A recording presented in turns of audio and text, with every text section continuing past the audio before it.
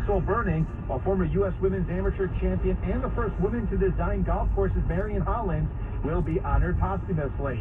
Bayern Munich has advanced to the quarterfinals of the Champions League, a dominating 7-1 win at home over FC Salzburg.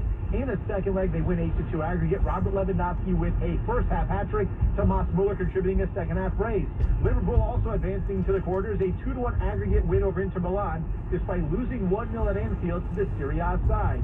What a stunning trade in the NFL today. The Seattle Seahawks dealing quarterback Russell Wilson to the Denver Broncos, along with a fourth-round draft pick for quarterback Drew Lock, tight end Noah Fant, defensive lineman Shelby Harris, along with 2 first-round picks, 2 second-round selections, and a 5th-round pick. Wilson is expected to waive his no-trade clause, with the deal being announced officially on May 16th when the new league year begins, and he, of course, has to pass a physical. In 10 seasons with Seattle, the 33-year-old made 9 Pro Bowls, won a Super Bowl, has had the most wins in the first 10 years of a career than any other quarterback in history. By the way, 292 career touchdown passes. That's only second to Peyton Manning in 10 years to start a career. Sources report that Aaron Rodgers has decided to return to the Green Bay Packers. The NFL Network, Ian Rappaport, reported that the deal is for 4 years and $200 million, $153 million guaranteed.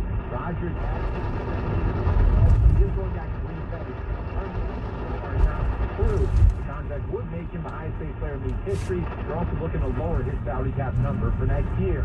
Big names have been franchise tagged. The Packers tagging wide receiver Devontae Adams. Tampa Bay Buccaneers tagged wideout Chris Godwin. 2 tight ends getting tagged. Dalton Schultz of the Cowboys, Mike Gesicki of the Miami Dolphins as well. NBA scoreboard, local teams 11:40 to go in the second quarter. Brooklyn with a 34-20 lead at Charlotte. Coming up later tonight, it's the Golden State Warriors home for the LA Clippers. I'm Dan Schwartzman. That's your Bloomberg World Sports Update. Juliet. Thank you so much, Dan. Coming up, we are going to chat to Lincoln Bloomfield, former U.S. policy official for the State Department, Department of Defense and the White House. He's also chairman emeritus of the Stimson Center in Washington to discuss the latest on Ukraine. As Ed was telling us, Russian forces intensifying their bombardment of the capital, Kyiv. We are seeing Asian markets higher in the early session. This is Bloomberg.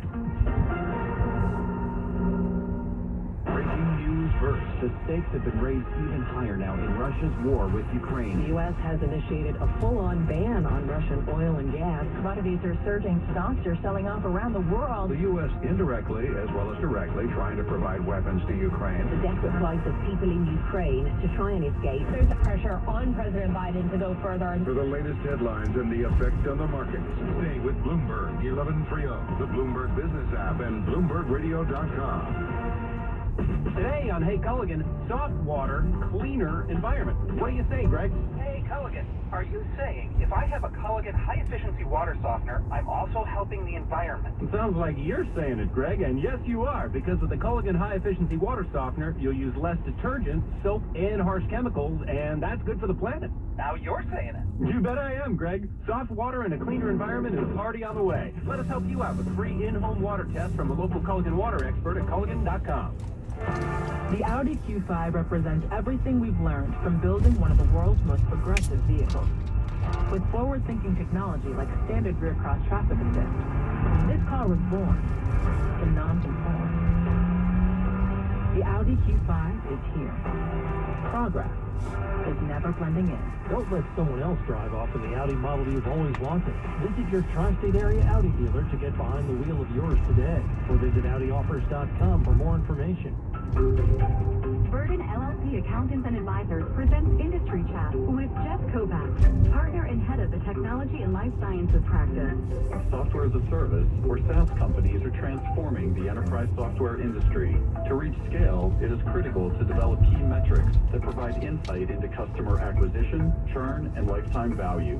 This allows SaaS managers to accurately forecast, plan, and measure growth. They also assist resource allocation and efficient capital deployment to maximize revenue and investment in sales and marketing. Helping clients scale their business and plan for the future is what we do at Burden. If you're a SaaS company executive, let Burden help you develop innovative solutions to enhance your company's value and fuel its growth. For more Industry Chat from Burden Accountants and Advisors, visit BurdenLLP.com. That's BERDONLLP.com. Burden Accountants and Advisors.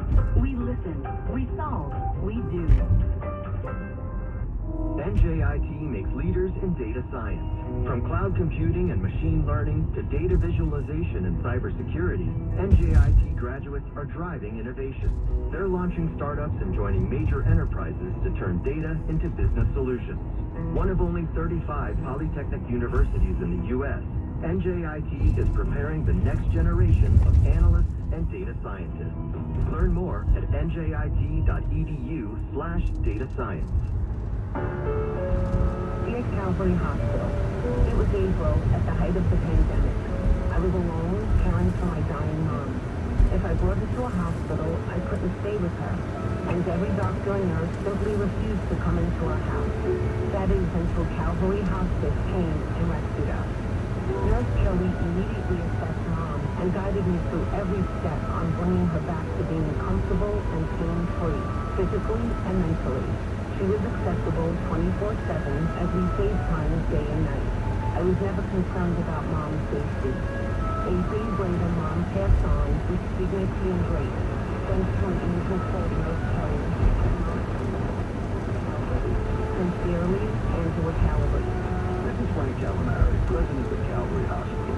During this time, be assured that Calvary continues to provide the safest and healthiest environment for our staff, our patients, and their families. At Payment Regal, sparkling income is in our DNA. Independent since 1983, Payment Regal provides institutional and individual clients with a full range of global tailored investment strategies. Learn more at Payment.com. This is Bloomberg Daybreak Asia. Google agrees to purchase cybersecurity company Mandiant for $5.4 million. And that will bolster Google's cloud computing business. Details coming up. Now Bloomberg traffic and weather will start things checking once again on the LIE, where there was an accident knocking out 2 lanes eastbound up by Route 110 in Belleville. Heavy delay continues to Brown Swamp Road. Back into the 5 boroughs we go. It's accident on the Beacon North side of Oshawa Parkway. 1 lane blocked, the lanes up from the 230. Still some late running delays both sides. You're going to have to try to get yourself up the end of George Washington Bridge. Olive Tunnel 15 minutes out. Lincoln Tunnel 15 minutes out. Traveling over in New Jersey, the cleanup does still continue. 78 eastbound. 2 lanes knocked out by exit 12. Each remains about a half an hour delay. In sport, Nets are in Charlotte. Last check, the Nets lead the Hornets. The Devils trail the Colorado Avalanche over George 1-0. And in a little while, the Rangers. Tonight, goes 35-40. Wednesday, light snow in the morning, changes to rain, high 35-40. Thursday, partly sunny, highs near 50, and Friday, late rain, with a high around 50. Partly cloudy with 44 degrees. If you need a higher, you need Indeed. For the need to get a time to screen and interview candidates all for one place. Visit Indeed.com/play. With the best line in and out of the city, I'm Ed Delaney, Bloomberg 1130, bringing you global news 24 hours a day.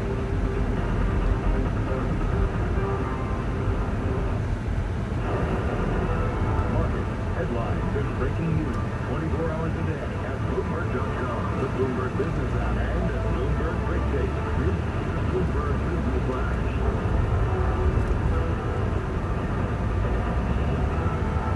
Hi, everybody. 13 minutes before the top of the hour. We get the markets for you every 15 minutes on Bloomberg Radio. Well, we are seeing a lack of volatility in the Asia Pacific this morning. It's kind of stabilized here. You can call it exactly a ho-hum day because you do have oil prices up pretty high here, $125.76 a barrel. But in terms of equities and currencies, so we've settled a little bit. The Nikkei up about 0.5%. The S&P or ASX 200 in Sydney up about 1 full percentage point. The NZX 50 in New Zealand up about 0.2%. No trading in Seoul today because of the presidential election. It was pretty wild earlier in the session on Wall Street. The S&P 500 had about a 3% swing, including 2% to the upside, and then falling about 1%, settling at the end of the day down just 30 points, or off 0.7 of 1%. The Dow down 0.6%. The NASDAQ down just 0.3%. The dollar is pretty stable here. The Bloomberg Dollar Spot Index, no change. Dollar again 115.83. There's a lot of strength, residual strength in the greenback. The euro at $1.903. The Aussie 72.74 US cents. Yield on the 10-year Treasury 1.85%.